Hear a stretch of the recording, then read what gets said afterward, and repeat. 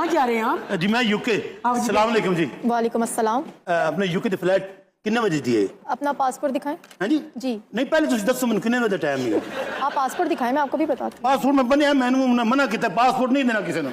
आप पहली बार जा रहे हैं? हाँ जी पहली दफा जा रहे हैं। तो आपने पढ़ा नहीं है कि एयरपोर्ट पे कैसे ट्रैवल करते हैं? मेरा यूके ने कहा है जी टेलीफोन दे उत्ते। हाँ मंगेतर दे वीजे ते जा रहे हैं। क्या आपकी शादी है? नहीं शादी हो गई है। हाँ जी मेरी रुखसती है आज। इन्हें जहाज चलाना है।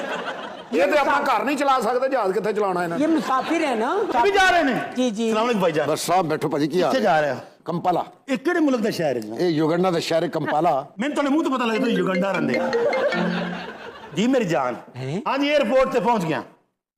ਆ ਹੁਣ ਬਸ ਜਹਾਜ਼ ਉੜਨਾ ਤੇ ਆਪਣੀ ਜਾਨ ਦੇ ਕੋਲ ਆ। ਕੌਣ ਹੈ?